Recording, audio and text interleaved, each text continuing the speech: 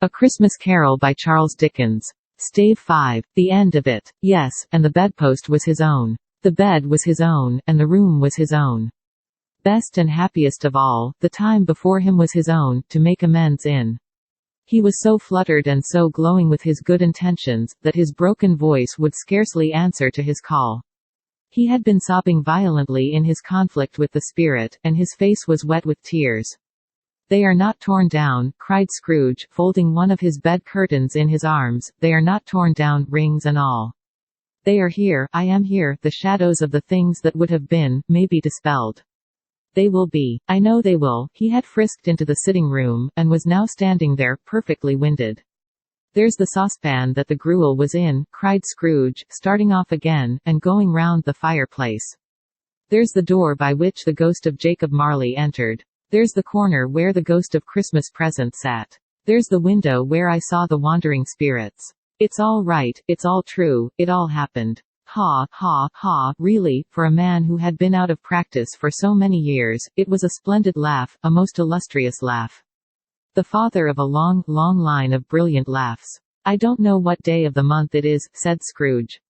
"I don't know how long I have been among the spirits. I don't know anything. I'm quite a baby. Never mind. I don't care. I'd rather be a baby. Hello, whoop. Hello here." He was checked in his transports by the churches ringing out the lustiest peals he had ever heard. Clash, clash, hammer, ding, dong, bell. Bell, dong, ding, hammer, clang, clash. Oh, glorious, glorious. Running to the window, he opened it and put out his head. "What's today?" cried Scrooge, calling downward to a boy in Sunday clothes, who perhaps had loitered in to look about him.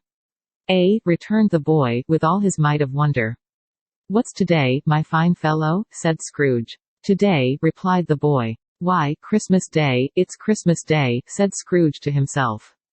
"I haven't missed it. The spirits have done it all in one night." "Hello, my fine fellow, hello," returned the boy. "Do you know the poulterers, in the next street but one, at the corner?" Scrooge inquired.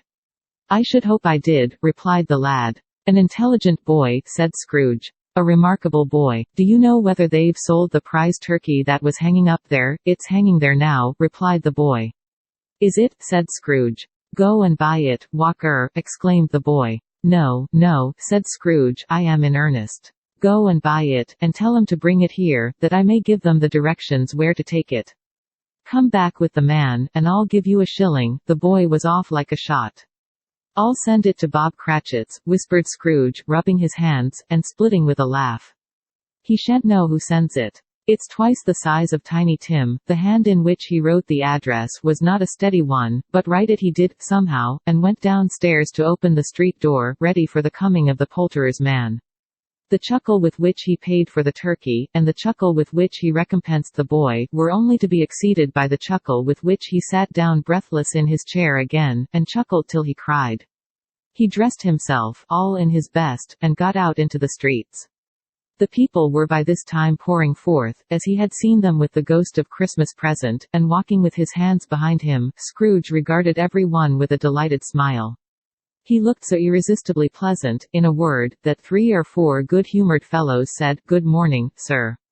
A Merry Christmas to you." And Scrooge said often afterward, that of all the blithe sounds he ever heard, those were the blithest in his ears. He had not gone far, when coming on toward him he beheld the portly gentleman, who had walked into his counting-house the day before, and said, "Scrooge and Marley's, I believe?"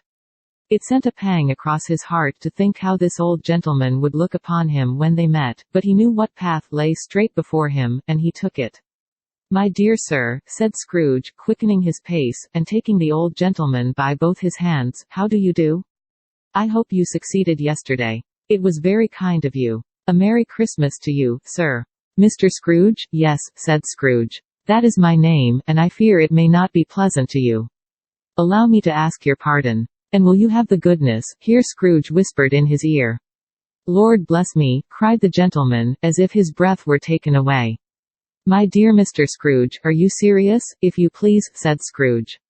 "Not a farthing less. A great many back payments are included in it, I assure you." "Will you do me that favor, my dear sir?" said the other, shaking hands with him. "I don't know what to say to such munify." "Don't say anything, please," retorted Scrooge. Come and see me. Will you come and see me? I will, cried the old gentleman. And it was clear he meant to do it. Thank ye, said Scrooge. I am much obliged to you. I thank you 50 times.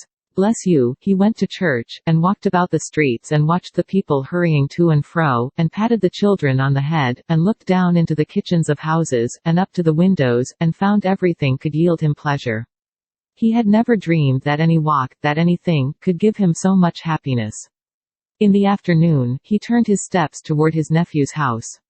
He passed the door a dozen times, before he had the courage to go up and knock. But he made a dash, and did it. Is your master at home, my dear? Said Scrooge to the girl. Nice girl. Very. Yes, sir. Where is he? Said Scrooge. He's in the dining room, sir, along with mistress. I'll show you upstairs, if you please, thank ye. He knows me, said Scrooge, with his hand already on the dining room lock. I'll go in here, my dear. He turned it gently, and sidled his face in, round the door.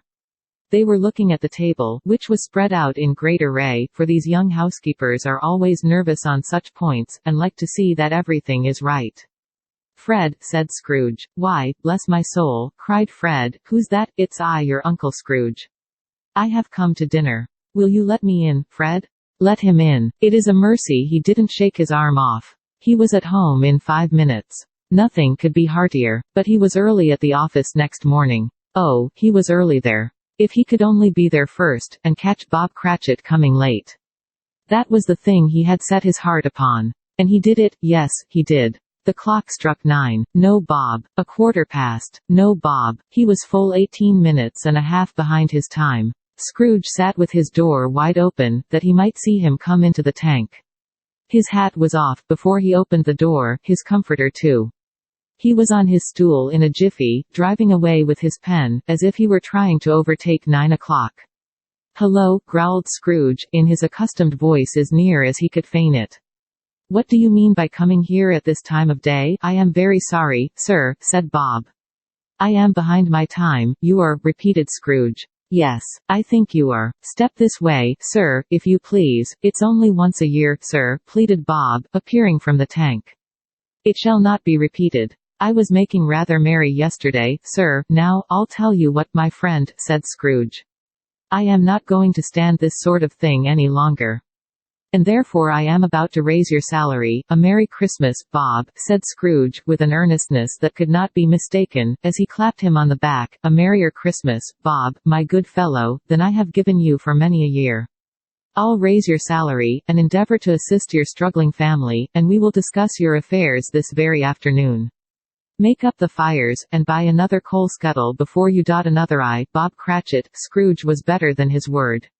He did it all, and infinitely more, and to Tiny Tim, who did not die, he was a second father. He became as good a friend, as good a master, and as good a man, as the good old city knew, or any other good old city, town, or borough, in the good old world.